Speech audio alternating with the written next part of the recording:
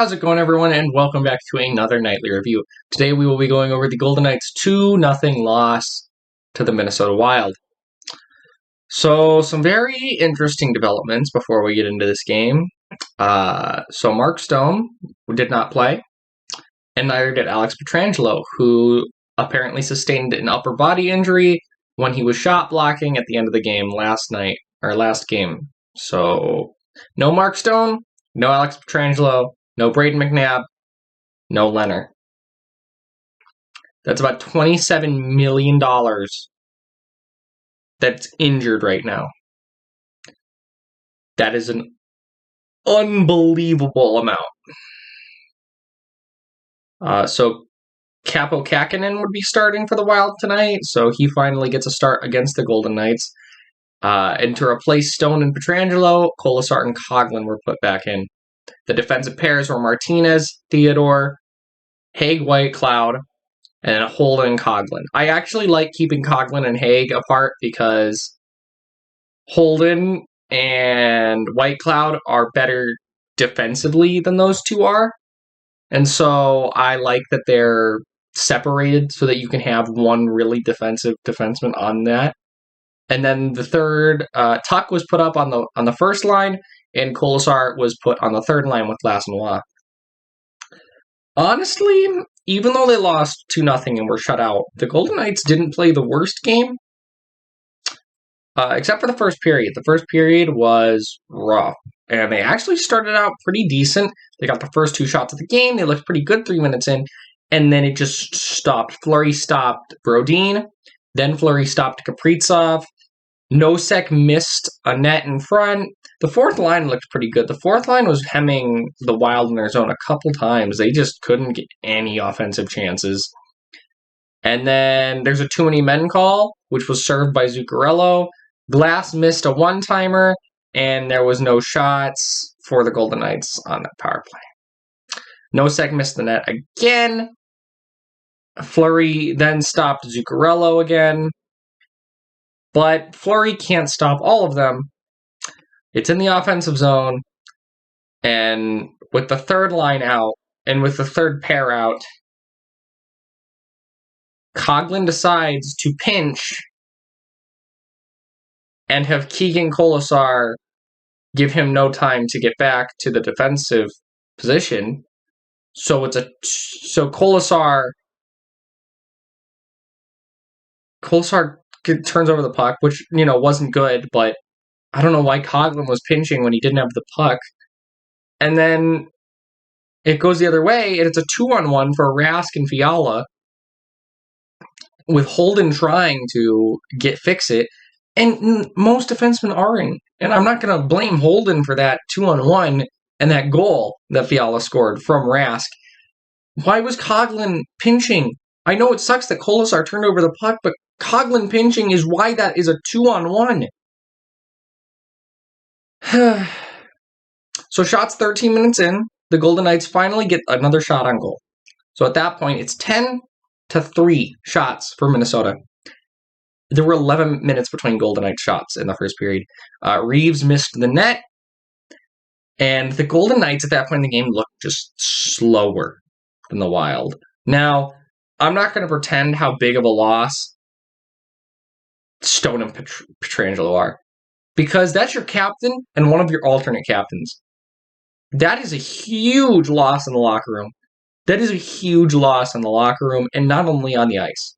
So, yeah, you're missing one of your top two defensemen, one of your top four defensemen, and one of your best forward. So, yeah. And then Kolesar was stopped by Kähkönen. And then Whitecloud gets tripped at center ice. He kind of skated backwards into Bukestad, and Busak's tripped him up, and Whitecloud went to the room. So at that point in the game, the Golden Knights are missing 3 of their top 6 defensemen and their best forward.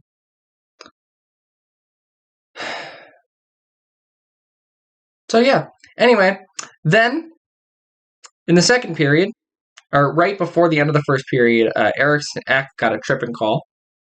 So the Golden Knights get a power play with 1 minute and 51 seconds left in the second period. So there were a few decent chances. They just couldn't connect on them, and they got no shots again. Fleury stopped a Fiala one-timer.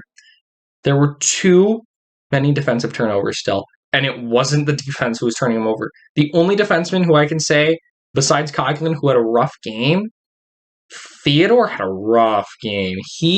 And it was last game too. Theodore, and it's been the past couple of games, he turns the puck over in the defensive zone a lot. And he needs to figure that out because he's supposed to be the number one defenseman, at least when Petrangelo's not there. And he needs to not turn over the puck in the defensive zone and give the Wild big chances.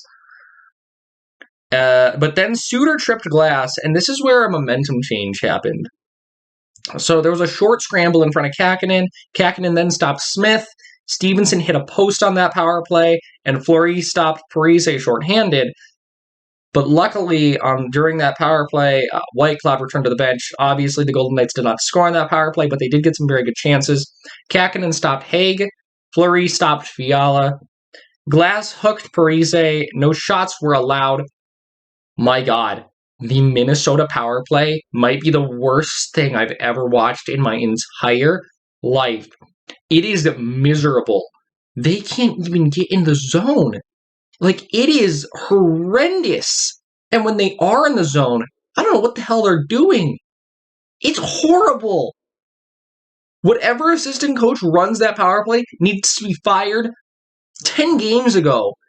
It's horrendous watching that. And I don't understand. You have Fiala, you have Kaprizov, you have Zuccarello. How is it that you cannot score on the power play? You even have decent defensemen. You have Suter, you have Brodin, you have Spurgeon, you have guys like that. How is it that you cannot score on the power play? They have 5 power play goals in over 70 attempts. That is a ridiculous number. How? I think they're rocking like a 6% power play right now after tonight. That is like unacceptable in the National Hockey League. There are AHL teams that could come up and have a better power play than that. Like, what the hell? You're a decent team. How is your power play that bad? And I know I'm harping on it a lot, but like, this is a good team. Look where they are in the standings. They have decent offensive weapons. I just don't understand how their power play can suck so bad. Like, it's horrendous. They either don't even make it to the zone and the puck's down the ice, or they get in the zone, turn the puck over, and it's on the other side of the ice. It's got to be mental at this point. It's that bad. Horrible.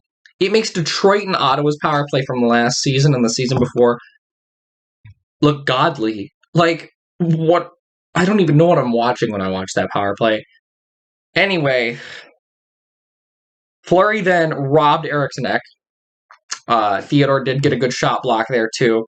Then there was a scramble in front of Kakkonen, and then there was another scramble in front of the Kakkonen. So the Golden Knights were trying to get the greasy goal on Kakkonen. And there were no shots for Minnesota in the final 11 minutes of that period. So the Golden Knights really took over in the second period, but they were still down 1-0. Shots for the Golden Knights that period were 14-5. So they really outplayed them that period. It's just, they just couldn't beat Kakkonen. The expansion line got some decent chances. Kakkonen stopped Carrier early in the third period. Fleury then stopped Spurgeon. Marchessault then tripped Kaprizov. The third period was not Marchessault's shiningest moment. And all I put was the Wild power play sucks because, of course, it does. And Fleury stopped the Kaprizov line. They got some big chances in front. Then Fiala missed the net on a breakaway. Fleury was pulled with about 1:45 to go. The Golden Knights called a timeout with 1:08 left. And Brodin basically gets the empty netter. Marchessault slashed him because, of course, he did. And the Wild were awarded the goal, but yeah. And that's it. So the Wild win 2-0. Shots in the third period were 7-6 for the Golden Knights. There wasn't really as many chances in that period. And yeah, that's it for this game. So The total shots on goal were 26-21 for the Golden Knights. Power plays, the Golden Knights were 0 for 3, and the Wild were 0 for 2. Fleury saved 21 out of 20 shots, and Kakinen saved 26 out of 26. So Fleury, again, has another good game. For a lot of this game, especially that first period, Fleury's the only reason this was a close game. And honestly, going in after hearing that there's Stone and Pietrangelo aren't going to play, and McNabb's not back yet, I thought that this score was going to be a lot uglier. I thought it was going to be 3 or 4-0. So, yeah. My 3 stars of the game, obviously Fleury number 1.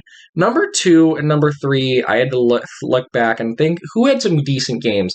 Nick Hague had a pretty good game. He got some good offensive chances, and he was solid defensively. I didn't see any woes from him. I mean, it might be because he's playing with Whitecloud, but Whitecloud and Hague are a good defensive pair, and they don't make a lot of mistakes. Then my number 3 star, Patrick Reddy. Patrick Reddy had some good shots and some good chances. It's just no one could convert on any chances. So hopefully that changes on Wednesday. But yeah, that's it for this one, guys. If you'd like to get my thoughts on the game during the game, you can follow me on Twitter at 2_pad. And that's it for this one. I will see you next time.